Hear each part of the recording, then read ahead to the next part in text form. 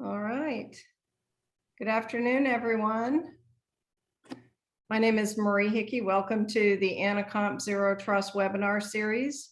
Our first webinar is the CISA Zero Trust Maturity Model. Before we get started, I'd just like to do a little housekeeping, let everyone know that all attendees besides the panelists will be on mute, and the video will be not showing, just for ease of presentation. Hopefully everyone can see my screen. If you're having trouble either hearing me or seeing the screen, please put a note in the chat and we'll see if we can help you out there. All right, I'd like to introduce our panelists. So on today's webinar, we have three very esteemed panelists. We'll start with Chuck Brooks. Chuck is actually the president of Chuck Brooks Consulting International. Chuck is a globally recognized cybersecurity and emerging thought leader. He is an adjunct professor at Georgetown University. Chuck's also a prolific writer and contributor to a number of different publications, including Forbes, the Huffington Post, and The Hill, and several others. If any of you follow Chuck, he's got numerous followers on LinkedIn and social media, and is also currently a member of Anacomp's advisory board, providing strategic guidance to us on our data discovery and distillation, our D3 platform, as it relates to data protection and cybersecurity. So welcome, Chuck. Thank you for having me. Looking forward. We are as well. Our second panelist is Greg Touhill. Greg is the director of the CERT division at the Software Engineering Institute at Carnegie Mellon. Greg is a former first appointee as the Chief Information Security Officer of the U.S. government, appointed by President Barack Obama. He's also held several other positions within the federal government and Department of Defense, including Deputy Assistant Secretary for Homeland Security in the Office of Cybersecurity and Communications. In addition, he's a 30-year veteran of the U.S. Air Force. Greg, thank you for your service. We appreciate it. And held senior leadership positions there in cybersecurity, as well as Chief Information Officer of the U.S. Transportation Command. In addition to his role in leadership at Carnegie Mellon University, Greg is also a faculty member for the Carnegie Mellon Heinz College of Information Systems, and also the Public Policy and Deakin University in Australia. So that brings you some interesting travel opportunities, I'm sure, Greg. Yeah, as soon as the pandemic restrictions lift, I look forward to visiting my mates down under and resuming my teaching there. Great to be here today, though. Thank you. Thank you. Welcome. And last but certainly not least is Tyler Cohen Wood. Tyler is a national security consultant and technologist with over 20 years experience in cybersecurity and technical fields. She's also the co-founder of Dark Kryptonite, which congratulations, Tyler, on your new endeavor there, which is a cybersecurity solution provider. Tyler also is a Voice America cyber talk show host with a regular series called My Connected Life. So if you get a chance to listen in to Tyler, please do. She's addressing a lot of the latest hot button issues in cyber and other advanced technology areas. I think Tyler brings an interesting background in terms of experience with Department of Defense and intelligence, also working with law enforcement. So seeing some things on the front lines that maybe others don't get an opportunity to see, and brings a different perspective there. She also sits on several global advisory boards, the Global Cybersecurity Association, EC Council, Incident Handlers Global Board, among others, and is a significant influencer in her own right on social media, including LinkedIn and Twitter. So welcome, Tyler. Thank you. I'm really excited to be here with such a great panel. Thank you. Let's dive right into it. So, this is such a top of mind topic to deal with cybersecurity right now, and it seems that every day we're getting more information and things are evolving very quickly, particularly with what's happening with the invasion in the Ukraine. Different alerts coming out from Homeland Security, the FBI, and we're seeing this, the threat evolving pretty quickly. The slide we have up, just looking at the growing cost and risk of cyber attacks. So we put this together about a week ago, and certainly the cost per attack is going up. We're up around $9 million on average now for a data breach in the United States. With about 85% of those data breaches involving human error. So we'll certainly talk about that as a significant factor in how we protect against that. And of course, with all the warnings right now with critical infrastructure, just the warnings yesterday from the FBI on our critical national infrastructure and energy sector being scanned, perhaps in advanced preparatory work for a cyber attack. And then we also have seen a significant increase. Cybersecurity and Infrastructure Security Agency, CISA, also keeps track of known exploited vulnerabilities in a catalog. In just a week, that's grown from 377 items to 504 as of yesterday. So in 1 week, that's a significant jump. And now the national vulnerability register from the National Institutes of Standards and Technology also has grown from about 177,000 last week to almost 183,000 this week. So the threat is really changing rapidly. So Chuck, from your perspective, how is that affecting organizations as they look at their risk management framework? I think they have to reevaluate their risk management frameworks. A lot of them were done with the perimeter in mind, and things have changed. The sophistication of the technologies, sophistication of the threat actors, and the fact that nation states are now involved has really complicated the issue. So I think that part of this whole reasoning for going to a zero trust framework, which is really not new, it was first thought of in 2009 by John Kindervag, is because the cat's already out of the bag. We discovered with the solar winds that the adversaries were over a year in the system without us knowing it. We have all these legacy systems that have potential vulnerabilities and misconfigurations that we have to deal with. So, how do you rectify that? And the only way to rectify that is as a new framework or adapting several frameworks where you look at everything as potentially being hostile and you need to reevaluate it and verify it. So that's really the reasoning, I think, for the fast movement towards by the United States government for implementing a zero trust strategy. And I think it's validated in its development of that idea that we need to really do something quick and more comprehensive than we have in the past. Yeah, absolutely. And Chuck or Greg, from your perspective, the university is, I'm sure, at the forefront on some of these threat analyses. What are you seeing in your role? Well, a couple of things. Thanks, Marie. I'll echo a lot of what Chuck said. As you take a look at the risk exposure out there, as society writ large has become more and more automated and reliant on information technology, the risk exposure continues to grow. I'm zeroing in on the 504 known exploited vulnerabilities that are out there right now.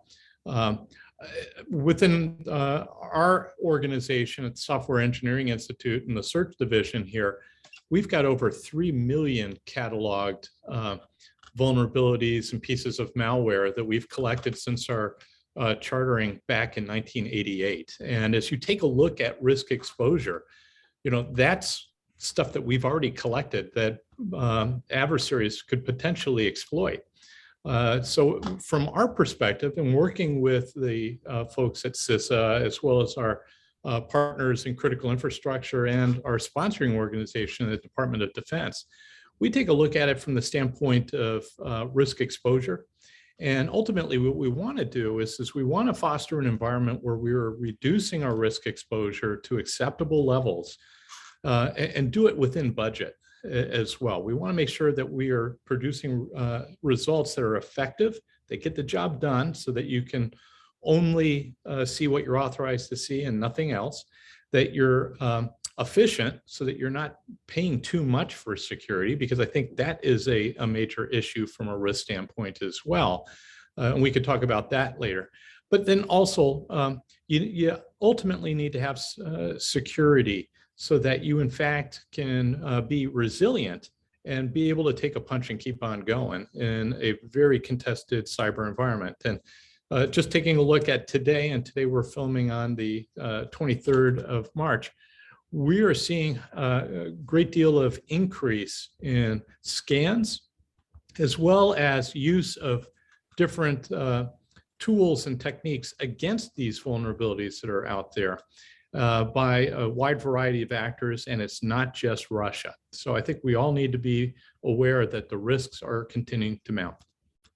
Yeah, absolutely. Thank you for that perspective. And Tyler, when we look at that risk exposure, and as Greg mentioned, the various methods and actors, from your experience, what are you seeing as it relates to the threats?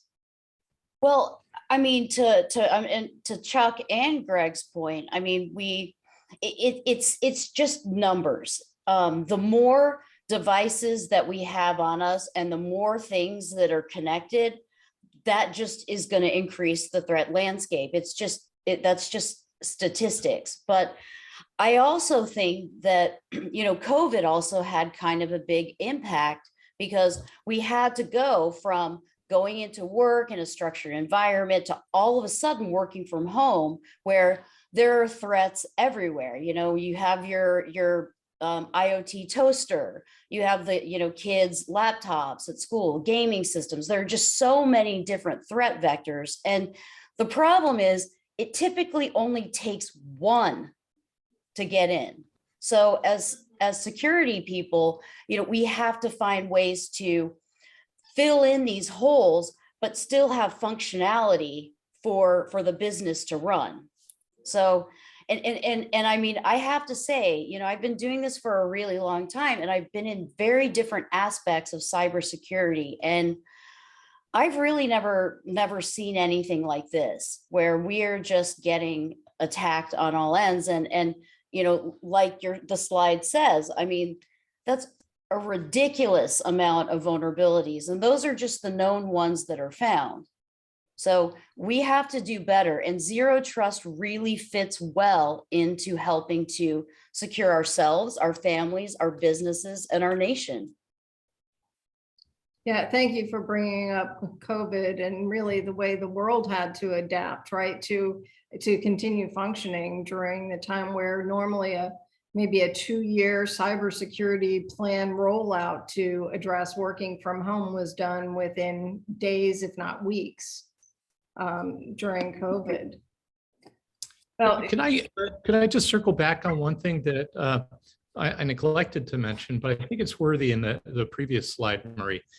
You know, as we take a look at the different vulnerabilities out there and such, let's make sure too that we foot stomp the human element portion, the 85%, because that's kind of a self-inflicted wound. And you know, the retired general in me is saying, okay, well, what can I control right off the bat? That human element is part of it. And we continue to see complexity. And here's my university professor coming in. You know, complexity is the bane of security, and simplicity is the arch nemesis of our adversaries out there. When you are implementing zero trust properly, and zero trust, I contend, is the security strategy where zero trust is the starting point, not the destination. Yes. If you're focused on making things simpler and buying products that are simpler and easier to use to secure your enterprise and your data, then you can buy down that risk incredibly well. And we should see that human element risk diminish considerably. So hopefully we'll get into that conversation further, but I think that's noteworthy, particularly given the statistic there. Okay, thank you, Greg. Well, I mean, that's actually a good lead into talking about zero trust and really what is it when we're just as a level set, because I think it's become almost a buzzword with every product and feature out there. So Greg, give us a definition in your mind of what is zero trust? Well, simply put, I believe zero trust is a security strategy, excuse me, where you assume breach and that you set conditions so that you only see the information you're authorized to see and nothing else. And you do that through a series of controls that include strong authentication, segmentation, and I prefer micro-segmentation, secure communications and encryption, and continuous monitoring of your security posture and continuous verification that Chuck Brooks is in fact Chuck Brooks, and Chuck Brooks has the need to know to gain access to that information. Simply put, it's a security strategy starting with zero trust and working towards an acceptable level of risk. Great. Tyler, did you have something you wanted to add to that? No, I mean, I think that was a great explanation of what zero trust is. I mean, you know, it's a starting point. I really like that, Greg. It's a starting point because it is. It's really a concept that you implement. And the concept is very simple. It's you trust no one. You trust nothing coming in and you trust nothing going out until it's proven to be trustworthy. And I mean, that's it at its most basic level. It's interesting talking about it as a starting point, where a lot of webinars I've attended have talked about it as more of a journey or a destination. So I think flipping it the other way, Greg, is an interesting way to look at it. You mentioned some of the other, what we have on the screen are the NIST 5 pillars of zero trust. So, you know, Greg and Tyler have touched on a couple of those and mentioned microsegmentation, but Chuck, how important is the data aspect of the 5 pillars to zero trust implementation? Oh, you know, it's essential because really what you're out to protect is the data. And the problem with a lot of frameworks is data is a sort of an afterthought. And, you know, there's different types of data, of course, structured and unstructured, and most data is unstructured. And most processes usually don't even focus on the unstructured data. So I think it's vital to be as granular as possible. I think most companies look at protecting the files, but not looking what's in the files. And the files already could be corrupted. So you need to really look at the zero trust aspect of going down to the very granular level of the data itself, whether it's at rest, whether it's in transit, or whether it's in use. So that's critical. And I also just saw that at the top of this automation and orchestration, I echo what Greg said. I think the average company has about 35 different cybersecurity tools and doesn't know how to orchestrate them, and it creates more of the complexity. And so we are, I think, you know, in talking about data, where we are bringing it to the very simple element of what you need to do, and everything around it is protecting the data. Yeah, absolutely. And Greg, when we were talking the other day, you had also offered an interesting perspective about the data being critical, not just from a security standpoint, but as a former CIO, also the business perspective in a data-centric approach. Yeah, you know, as you take a look at it, and as a War College graduate, I'm supposed to, I'm kind of obliged to quote a dead German general in every public speaking opportunity. So today I'll pick Frederick the Great, who said, "He who defends everything defends nothing." You know, as we've taken a look at what we've done in the past, we've done our perimeter defense model where we treated all data equally. So we were literally putting out there some really expensive defenses against some really meaningless data. And then also, we were not spending enough to protect some really valuable data. So Chuck is right in identifying the data as the center of gravity, to use the military term, and we need to make sure that we have proportionate defense. So when I was deployed downrange, folks, my teams would say, General, how do we go and, which one are the highest priorities? That's really, from a zero trust standpoint, the highest cost from a business standpoint of zero trust implementation is not necessarily in picking and fielding tools. You've got to really invest in understanding your data, assigning value to your data, and proportionately defending through a series of controls. And you want to make sure that you're doing it with great value to the organization, because very few organizations are security companies. The real mission of a company is to make money and be efficient. So from a business standpoint, CIOs and CISOs are well advised to, as they are looking at their zero trust strategy implementation, focus on the data that you need to protect, and make sure that you have effective controls that aren't necessarily layered on, but rather are most effective and provide the best return on investment. So you're looking for solutions that are effective, efficient, and secure. And with my students at Carnegie Mellon, and most of them are coming in the executive education courses from roles where they are CIOs or CISOs, I advise, and the data sure backs it up, that there's some great tools out there that can help accelerate your zero trust journey. But I would not buy anything that wouldn't help me retire one or more different tools that I've already got in place. You need to make the business case analysis, and there are tools out there like software-defined perimeter technology that will enable you to eliminate virtual private networks, which are about 25 years old, and network access control, which is about 12, 13 years old.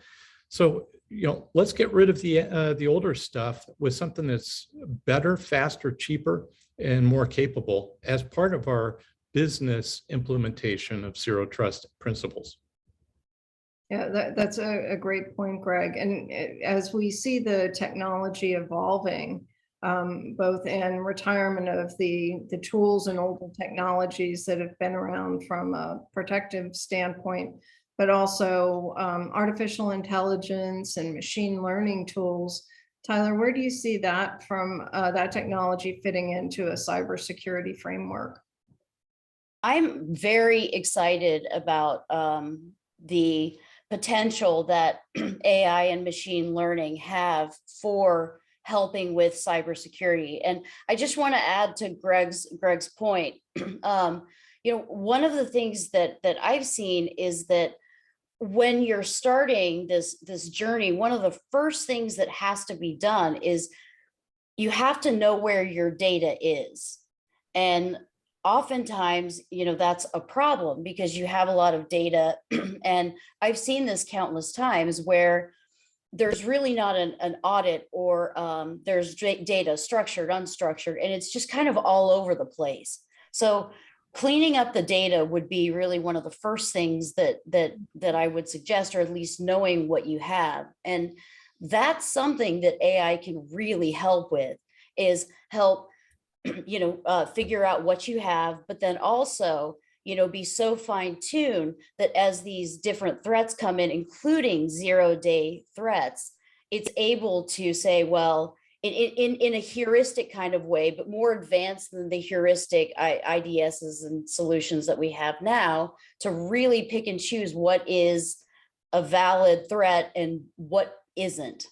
It can also help with redistribution of where data resides, to help you have more control over that data and put in access controls. So I'm really excited about some of the new technologies that are coming out that really fall in line with this zero trust methodology.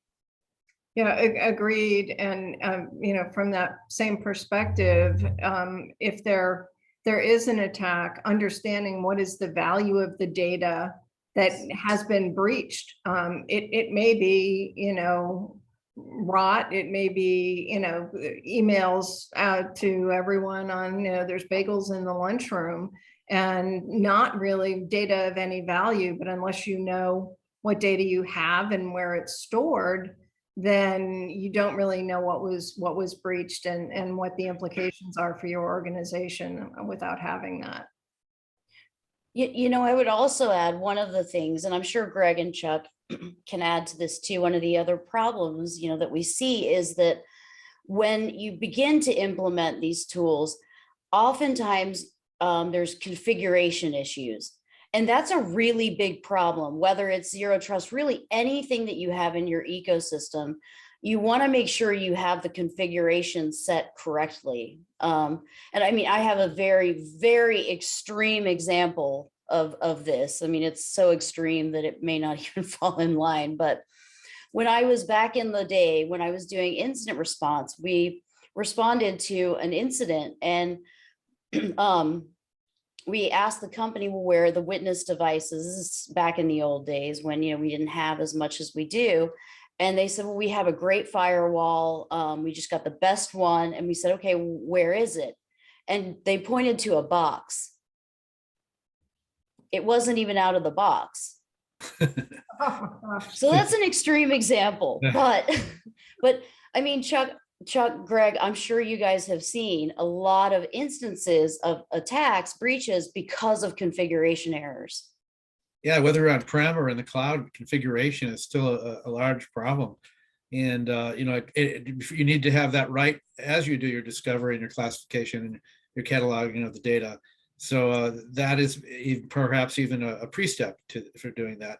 So, I think the other thing that now with the automation, we're able to do it so much more rapidly that there's an opportunity to do vast amounts of data that we didn't have a few years ago.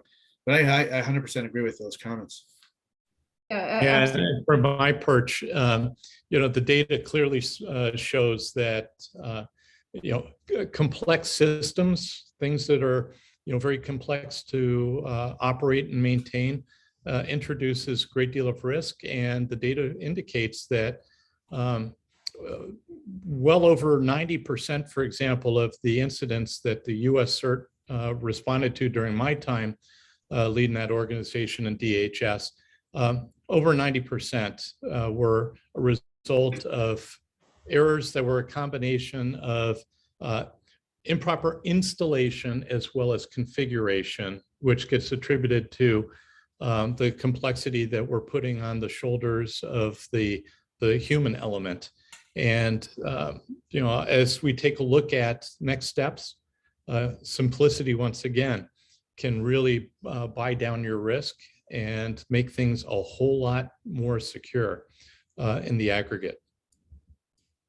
Yeah, I think the configuration is an important point. And then we have a number of folks on today from the energy and critical national infrastructure sector. And I think there too, we have the other, operational systems, as well as their IT systems that introduce some additional complexities, particularly when we're looking at the legacy systems that may not be keeping up with the protections and controls of, some of the newer technologies. Do you have some thoughts to share with the audience on that?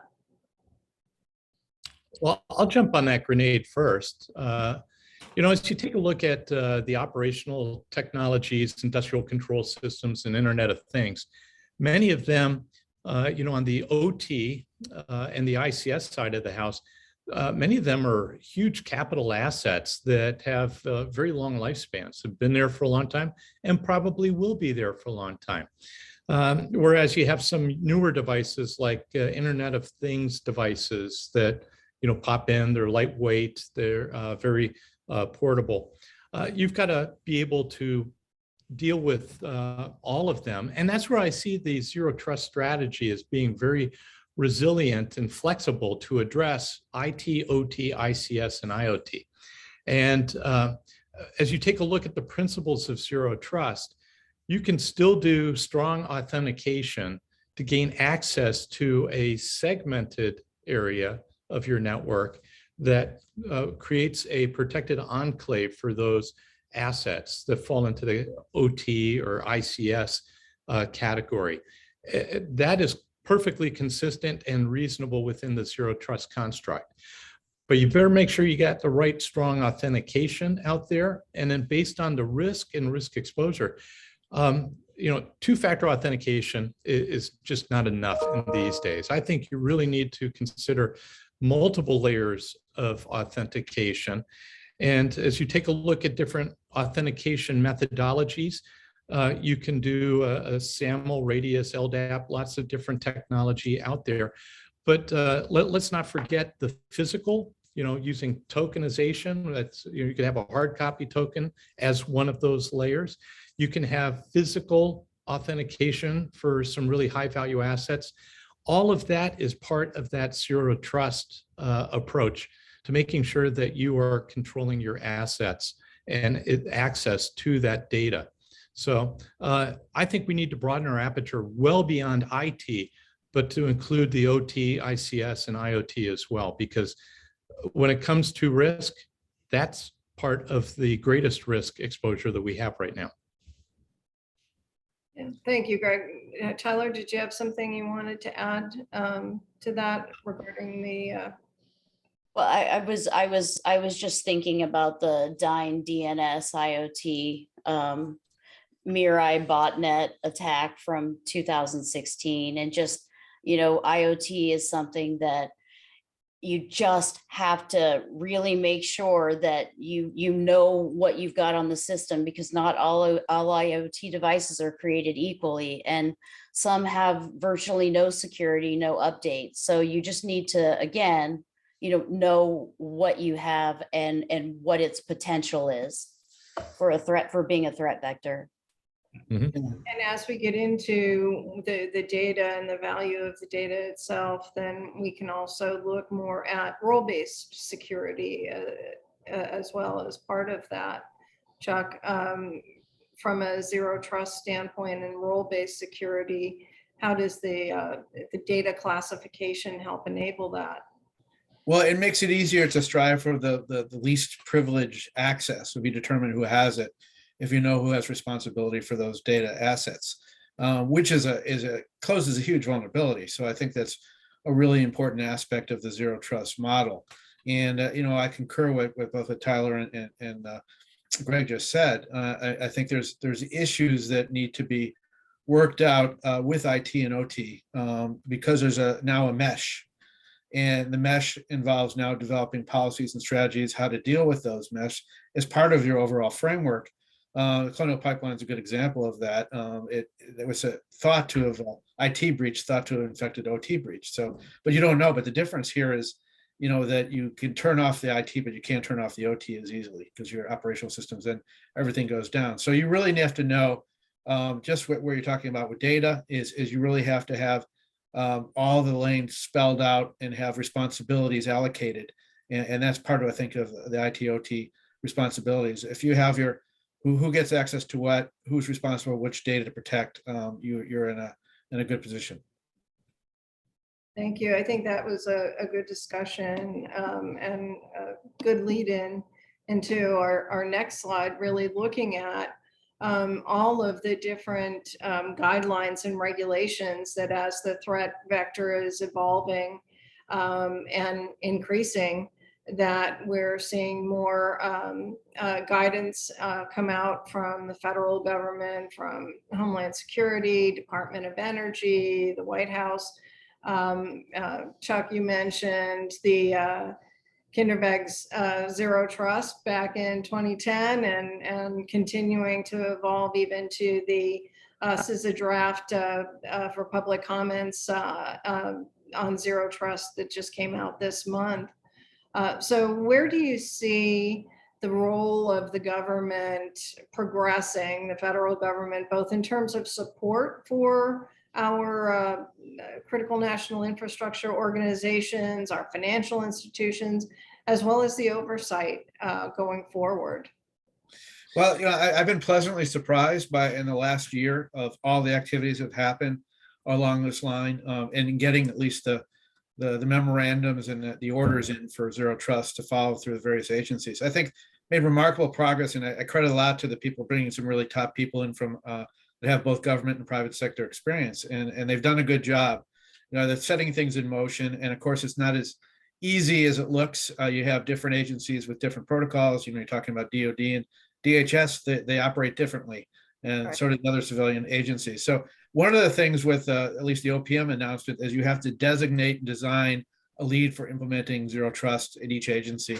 And I think that at least is getting it streamlined, so all these efforts can be put together, and you have someone to attribute responsibility to it.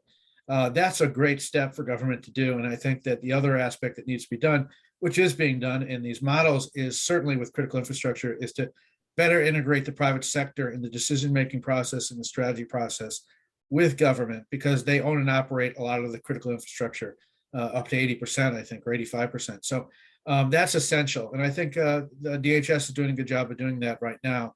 And so, every day there's a new finding, a new order. And so, the question is not whether you have the orders, it's a question how you implement them. Yeah. And how do you keep up with them all? Yes. Well, yeah, that's a huge challenge. And from an organizational standpoint, for commercial enterprise, Tyler, where do you see that challenge from an implementation standpoint and the involvement, maybe now that cyber is elevated to boardroom discussions? Well, I'll start with kind of tacking on to Chuck's point, which I think was great. It really has been in the last year that it really seems as if finally cybersecurity is being taken seriously. And I think for a lot of organizations, and this involves even development of products. You want to make sure that you're in line with all of the various guidances, but not all of the standards are the same. Personally, I'm very paranoid, so I would go with the strictest policy that is there, and that's what I would really adhere to, because then you're going to be covered on all bases. But I really would recommend, if it's an organization that's kind of new to this, to make sure that you have the right people helping you get this correct, because you don't want to be in a situation where you've kind of pieced it together sort of haphazardly, and then you have to continue putting Band-Aids on. You want to get it right from the beginning so that you can continue to scale and grow as a lot of these policies and procedures scale and grow. Absolutely. And one of the other things, as we're facing all of these changes, and we hear from most of our customers, is the resource shortage and the ability to find technical and business resources that really understand this. Both Chuck and Greg, you're both in academia and are dealing with this head on. So Greg, what do you see from Carnegie Mellon SEI level on the future and growth in this area from a resource perspective? Well, a couple of things. Thanks for the question, Maria. I would say that this is building ahead of steam, because the business case is now becoming clear in boardrooms and C-suites, not only around the country, but around the world. Zero trust, you could trace back even further to 2004 and the Jericho project that was centered in New Zealand, and the concept that has now been tagged by John as zero trust. But it took a lot of time and effort and sweat equity to embrace zero trust as the new security strategy for the United States government. And I've been talking zero trust since my time at DHS and as the Federal Chief Information Security Officer. As a matter of fact, during the Cyber National Action Plan in the aftermath of the OPM breach, there were some foundational things that we had to do in order to posture ourselves for that zero trust leap forward. And I'm very heartened that this has turned into a nonpartisan issue. in a rather Yes. factious area where collectively, not only the security community, but the leadership is realizing what we've been doing hasn't been effective. And we were able to, through the course of several years of putting the data forward, showing how the return on investment would be best made if we pivoted from that perimeter defense model that had governed us for so long to that zero trust strategy, would provide results that would be more effective, efficient, and secure. People now, after years of efforts within the security community to talk and convince the business community and the government leadership, this is the best investment to preserve and protect national security and national prosperity. Now it's the time for, regardless of which boardroom or which company you're in or whatnot, we all need to come together to make sure that national security and national prosperity is best protected. And zero trust as a security strategy is proving itself the most effective, the most efficient, and the most secure in today as well as tomorrow's highly contested cyber environment. Thank you for that, Greg. I think that's that really resonates with everyone in terms of the future of our country, both from a security and a prosperity perspective, given the challenging times that we're in. So how optimistic are you looking to the future, Tyler, on the implementation, get your crystal ball out, on the implementation towards zero trust and where we go from here? I'm kind of more of an astrologer than a crystal ball reader, but no, I'm just kidding. I try very hard to be a glass full kind of person. I think it's going to take time for us to get it right. I do believe that we can. I'm very excited about a lot of new technologies that are coming out, you know, especially ones with the AI, machine learning, that really help with a lot of these kind of human error types of problems. I think Greg hit on such a big point too, is that we have to do this together. And I mean, we need to work better together as from the public and the private sector, because really, I think that that's the best way that we're going to be able to win and keep our nation protected, keep our assets protected, keep our families, keep our businesses safe. Yeah, great point. So Chuck, what do you think is the biggest barrier to moving forward? What are the biggest challenges? Still, I think that the biggest challenge is from the industry side, you know, that they pass down the cost. A lot of the big companies, they'll think, oh, we'll absorb the tax and we'll just charge and cover it. And the other thing is still, despite the fact that there's a lot of outreach and talk about the requirements for basic cybersecurity, there's a lot of ignorance out there, particularly among small and medium businesses who tend to ignore it, don't have any expertise. I don't know, the low-hanging fruit for a lot of the hackers, and a lot of them are being targeted and going out of businesses.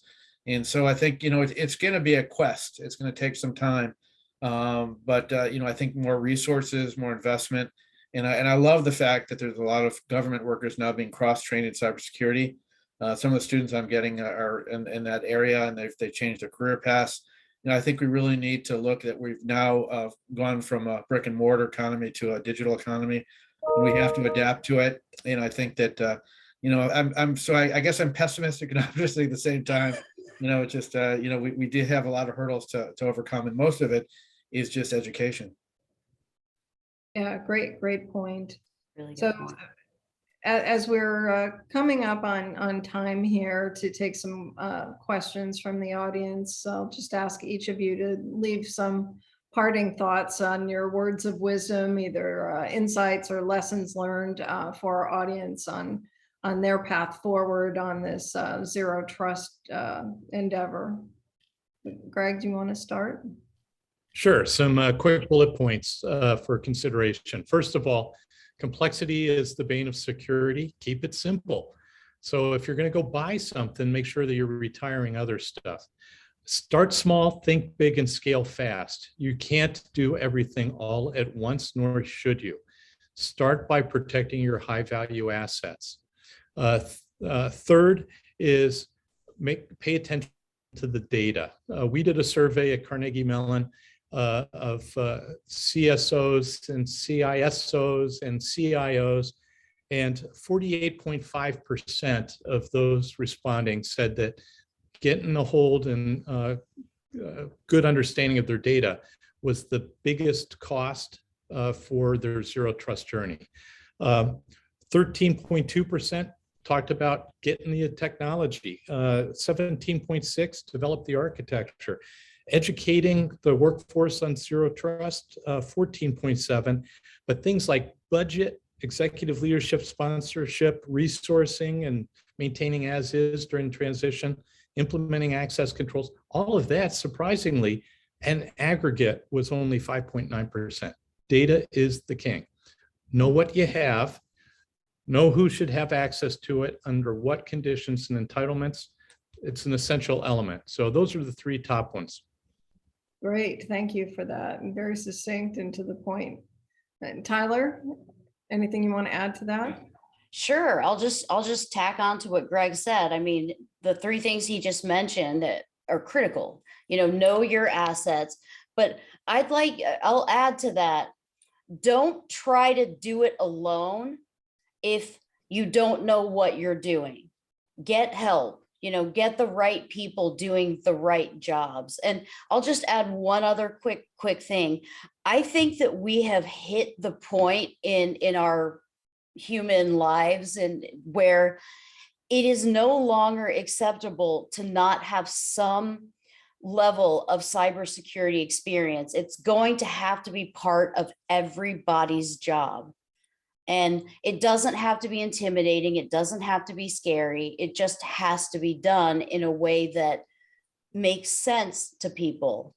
And, I think I love another thing that was said that, we do have the jobs gap, but there's a huge pool of people right now in other careers that would love to move into cybersecurity, but they don't really know how. And they may not know that there's so many different aspects to cybersecurity. There's marketing, there's forensics. There's not just sitting in a room coding, drinking Jolt Cola. So I think really getting that word out and getting more people involved in cybersecurity is really going to help and go a long way. Yeah, it's a great way to address the resource gap, right? Is reaching into those other career paths and educational experiences. And I think you make a good point too about everybody's job, even as consumers, we have to be much more aware, and that helps address that, 85% being a human error if everyone's more aware of their environments and who's reaching out to them, and various techniques with phishing and all kinds of scams. So that certainly would help us. Chuck, and any other? Yeah, sure. Tyler and Greg provided some excellent insights. The only thing I'd probably add is for the regular user, practice cyber hygiene. It's very easy to do. Strong passwords, multi-factor authentication, and back up your data. Those three things will make you less of a target and more resilient. But cybersecurity is a very holistic approach, and there's a lot of things to do. But if you just do the very basics, you're definitely hardening your ability to withstand attack. Yeah, that certainly helps, and to the extent possible, minimizing that attack surface. All right, well, very good. Thank you all so much. You've shared some really insightful comments and points and lessons learned. So I hope that's been of value to the audience. Certainly, I've learned some things today, so I appreciate that. We do have a couple of questions. So let me go to, we have a couple in the chat. So let me look at this one. So from Joseph Allen, we have a question. How do we reconcile ZTA with tools such as Okta's CLI, which according to Okta stores unencrypted credentials in a clear text YML file or provides commands that by design will leak secrets? And then he's got a link here to GitHub. Okay, Chuck, you leaned in. I'm ready to. No, go lean ahead. in You on go. this. I'm leaning out. Yeah, lean out Okay. on this one too. You're ready. Okay, Joseph, I noticed that you use ZTA, Zero Trust Architecture, as opposed to Zero Trust Strategy. But let me try to address both. First of all, from a strategy standpoint, what we're trying to do is ultimately make sure that Chuck can only see the information, the data that Chuck is authorized to see under certain conditions and entitlements, right? So as you're looking at that as a strategic goal, as you're going to put together an architecture of stuff, as well as integrating people and processes all together for implementation. Okta, Duo, Ping, there's a lot of great product sets that are out there, but none of them come without risks. So as you're taking a look at this particular issue and the YAML file issue, from a risk-based approach, you got to take a look at, is this the best technology to meet the operational need? Do I need to add some additional controls to it to offset this material weakness? All of those things come into the calculus that is consistent with Zero Trust. And it gets back even further, back to like the cybersecurity framework, the NIST cybersecurity framework, where you take a look at that and roll that into it. Ultimately, you got to make a risk-based decision. Is the juice worth the squeeze to invest in this particular product to meet my operational need? Do I need to add other controls, or do I have a different method of authentication that I want to use? And remember what I said too, depending on what data value I'm trying to protect, I will likely pick multiple layers of authentication that may in fact offset some of the material weaknesses in one or the other. So those are my thoughts on that. Right, thank you, Greg. Let's see, we have another question from Mohammed Fall. Can these sources be shared, or will the slides be available later on? Yes, we can make those available to everyone on here. We do have a special offer at the end. So in this, and then a survey. So in the survey, if you would like a copy of the slides, we can certainly send them to you. If you notice on the guidelines and regulations, they're all links to those documents. So that's a good resource. From George Vuko, career, yes. How is the key? I have extensive experience, but more recently have earned the CISP. The challenge is converting into the industry. So Chuck, do you have some advice for George on how to convert into the industry? Well, first I want to say that there are a lot of openings out there. A lot of people desire. I mean, you have to look at where you feel comfortable working, and network is always still the best way to find out if you know people there, if it's an industry you're concerned with. That qualification is a good qualification. Often companies will bring you in at a certain level or train you the way they want to train you. But a lot of them require clearances and stuff too. So I think the world's your oyster out there with that kind of qualification. Yeah, agreed. And George, you have my email. If you want to send me your resume, certainly feel free to send that to me by email, mhickey@anacomp.com. All right, let's see. That is it in the chat. So let's go to the Q&A. So we have data discovery is a common goal for an organization's data management teams and security team with data-centric ZTA in mind, albeit for different reasons. How can this be a consolidated effort between those two camps? And that's from Andrew Padilla. So who wants to take a crack at that one? Data management. I'll take the first shot. Andrew, I'm not convinced that data management teams and security teams need to be at odds, but rather complementary. In the organizations that I've led as a CIO, the data management was ultimately that of the operational teams, spread across the organization.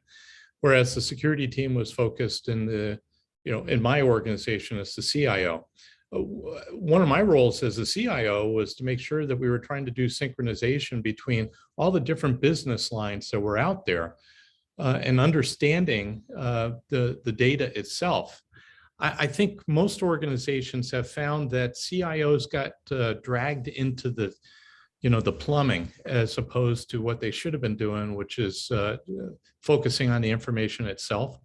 But I'm seeing some real positive trends where CIOs are becoming more and more strategic and not necessarily digging into the plumbing, kind of a noses in but a fingers out approach. And then further, CIOs are maturing into focusing more on the data itself and the information that comes from the data. And that makes it a whole lot more effective when the data management teams and the operational business lines are working with the security team to make sure that that data is protected. And then further, security team and the data teams need to work together so that we know who can, Chuck can only see this information under these conditions and entitlements. You can't do zero trust, in my view, properly. That the implementation of the strategy, unless you do have synchronization between those who are the data owners and those on the security team. So if that's where you're going, that's what I'm thinking. Great, thank you, Greg. Andrew, I hope that's answered your question.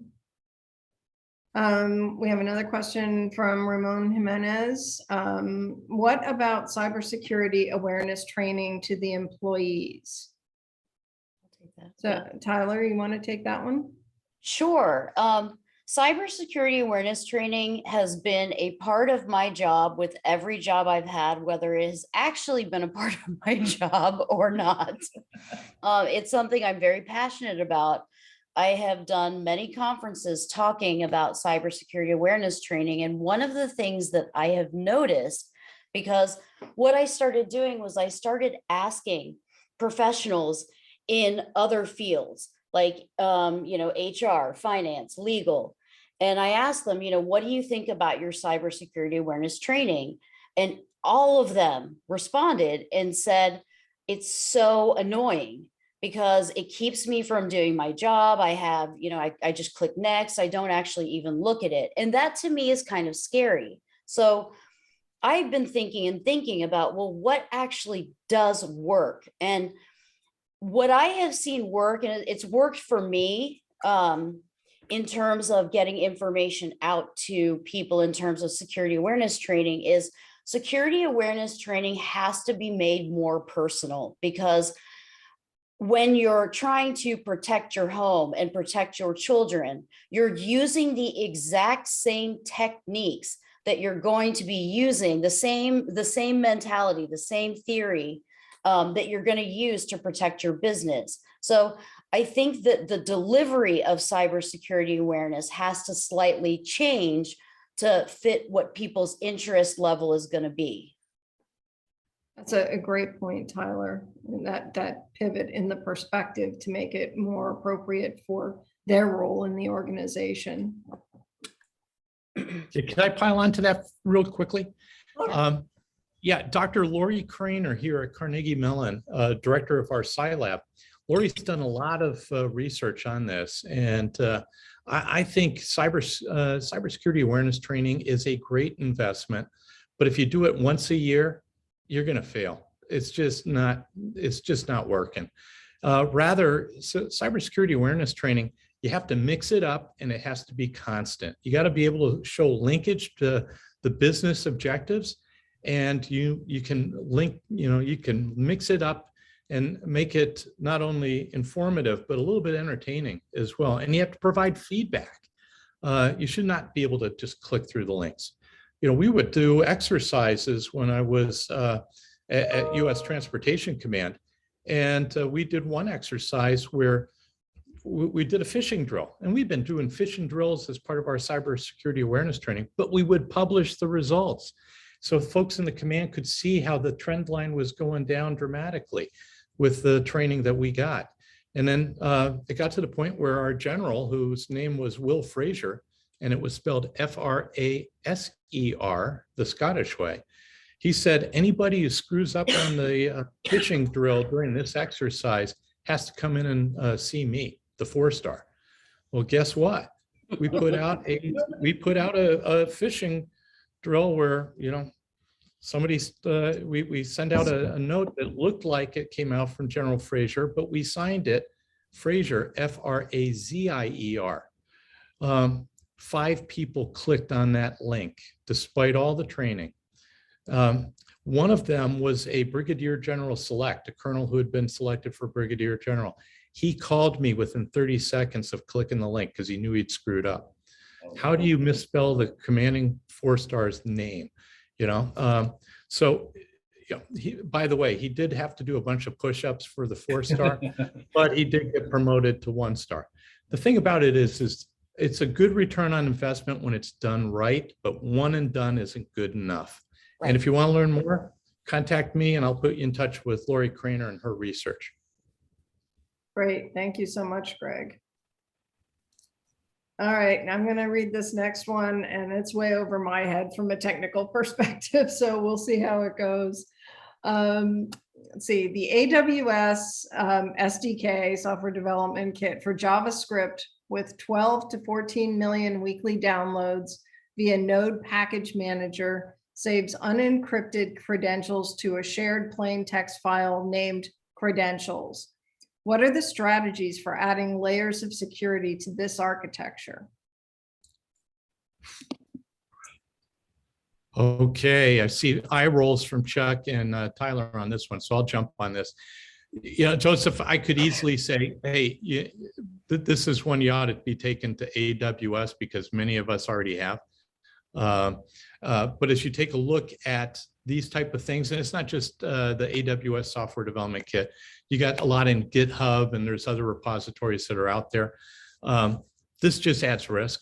And, you know, there's no really good answer from me that's going to come out on this, but I do see this as something that adds some risk. And I would recommend you contact the AWS folks for a more detailed discussion on that. Yeah. Good answer, Greg. Yes. All right, I think this may be the last one. Oh, no, there's another one. So Eddie Thomason, how do you change the narrative around end users feeling like the security team is limiting their ability to be productive or overall ease of use? Can I start with that one? Sure. It's kind of going back to what I was talking about before.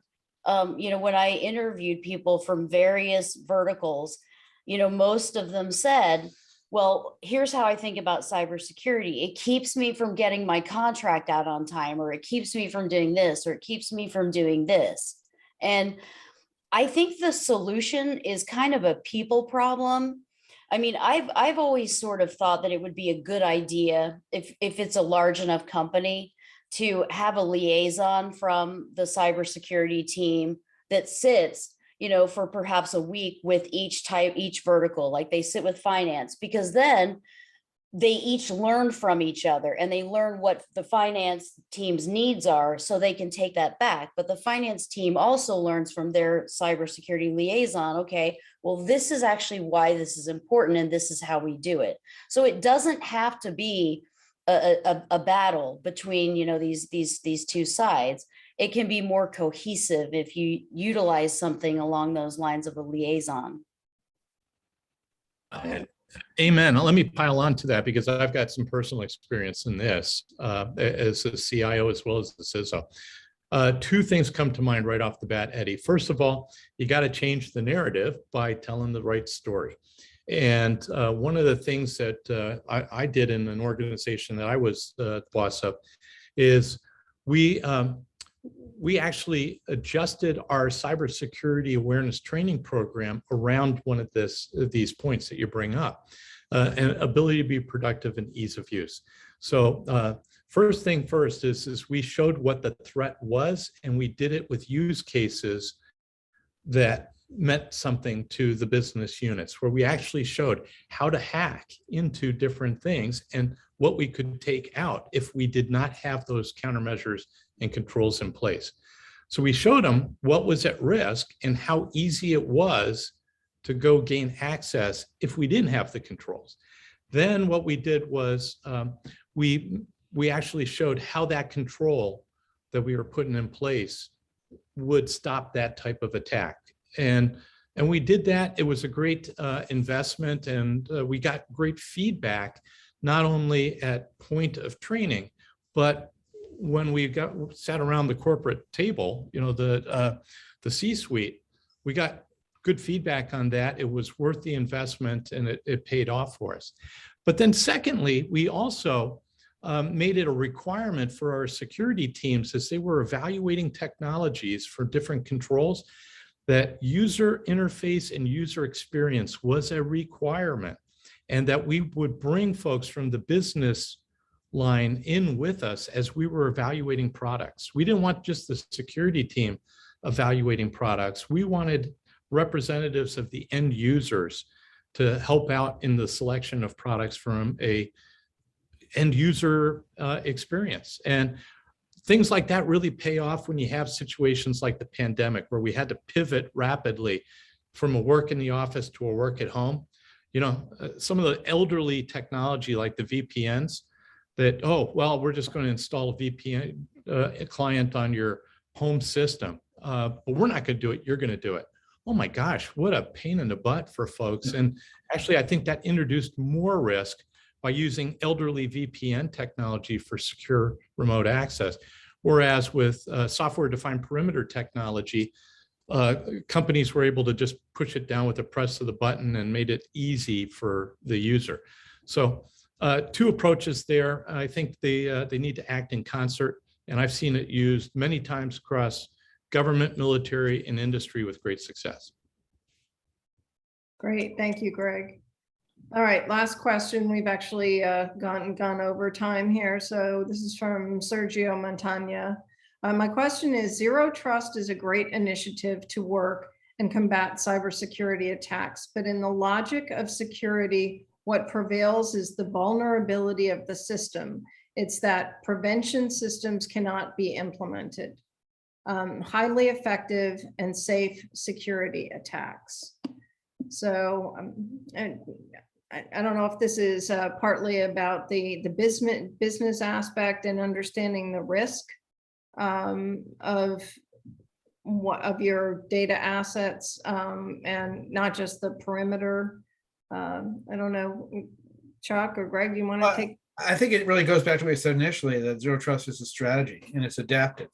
You know, obviously business performance is a consideration when you're going through your vulnerabilities, but there's nothing at odds there with Zero Trust. Again, it's looking at the fact that everything may be already corrupted, and you have to alleviate and verify those situations. So I don't see any conflict there from the question, if I got it right. Well, let me pile on to that, but I'm going to put my general's hat back on. Got my hair cut the other day, so I'm ready to go. You know, as a commander in the field with 3 combat tours underneath my belt, I'm zeroing in, Sergio, and you talk about prevention systems. As a general officer with over 30 years of experience in the military, I can tell you that we do a lot of things to try to prevent wars and conflict. And, you know, there's lots of tools that are out there from a strategic standpoint that can reduce your risk, but won't eliminate your risk. So recognizing that you're ultimately going to have to face a very adaptive adversary that it may be after your data to either destroy it, deny it, alter it, and such, is a reality in the marketplace today. As a cybersecurity professional for the last 40 plus years, you know, and I've got my CISSP and my CISM, and I maintain them. confidentiality, integrity, and availability are the pillars of the security triad. You're going to get punched in the nose from a cyber perspective. I got a couple of brothers. I grew up knowing that I was going to get hit, but I also knew that I had to be resilient. I had to be able to take that punch and keep on going. So as you're taking a look at investing, how do I balance against things? Prevention, you have to take that with a grain of salt when somebody's trying to sell you a prevention system. So make the business case as you were taking a look at your architecture to implement the zero trust security strategy. Know what your high value assets are and defend proportionately based upon the threat and risk environment, but continually monitor that environment because threats change, people change, and your risk will change. That's some of my thoughts on that. Hopefully that's helpful. Thank you, Greg. All right, well, I lied here. We have one more question. Early in this is from Yolanda Derek Herrera. I hope I didn't mangle that too badly, Yolanda. Early in the discussion, a panelist referenced managing cybersecurity costs for organizations. I have experienced firsthand the companies don't want to invest wholeheartedly in developing / maturing their cyber posture. Yet government imposes substantial fines up to $200,000 a day that when a breach is discovered / unresolved. How can we get organizations to invest fully in a mature and robust posture and stop taking shortcuts?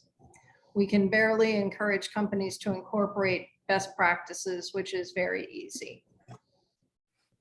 Well, I think they should. You show the first slide that you had of the cost of a breach today, and kind of weigh the cost and risk there, because if it's going to cost, what was the number that was on that first slide that it costs? Yeah, 9 million.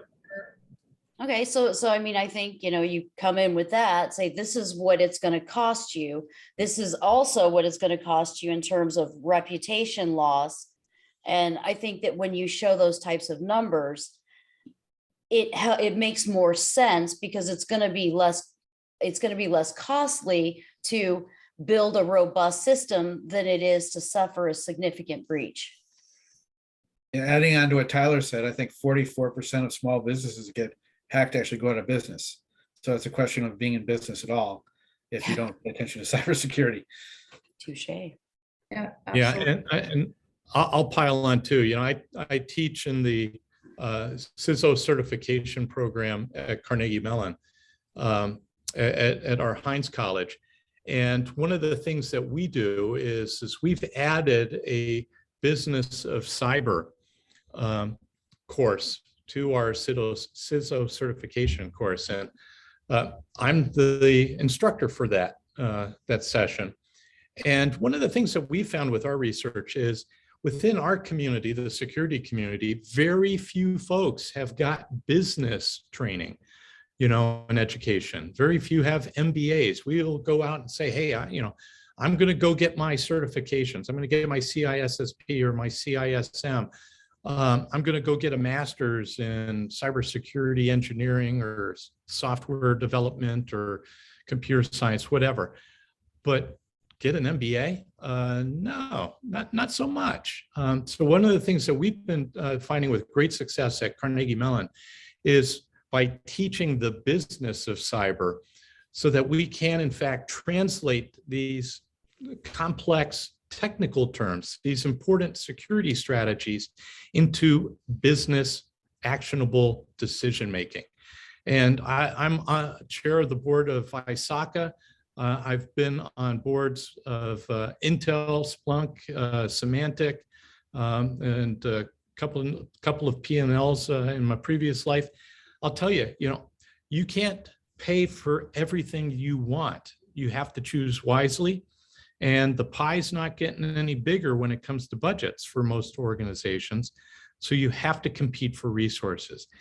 As a security professional, if I can't articulate the benefit to the business against risk, I'm not going to get funded. And like any other business, if it ain't funded, it ain't.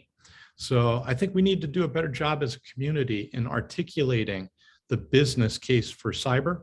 And that's one of the things that we're trying to help our students at Carnegie Mellon do a better job on. And we're seeing the payoffs based upon the feedback we're getting from our alumni corps. Great, thank you. Well, I think we're way over time here. Thank you so much, Chuck, Tyler, Greg. This has been a really valuable discussion. Appreciate your insights, your lessons learned, and thought leadership here. We're going to go on to kind of our final slide here on an offer thanking all of our attendees for participating in this webinar. And that's to watch your email inbox. For everyone that attended, as a thank you to you for attending, we're offering a free test drive of our data discovery and distillation, our D3 solution, where we will actually index all of your up to 1 terabyte of your unstructured or structured metadata data with full metadata properties and content and context analysis of that data as well. And that will all be free of charge. So be on the lookout in your inbox for that special offer for the test drive that'll be coming to you from me, Marie Hickey at Anacomp. So with that, I thank all of you for a great session today, and thank you to everyone who participated. For the audience, there will be a brief 3-question survey right after we end this. If you would please give your feedback. We are looking to have future events, so if you have some thoughts on whether or not this was of value and you have ideas for other topics, please share that on the survey as well. Thank you, everyone. Have a great afternoon. Thank you. Thank you. Bye. Bye. Bye. That was fun. We're out. We're still on, so I'm gonna have to end.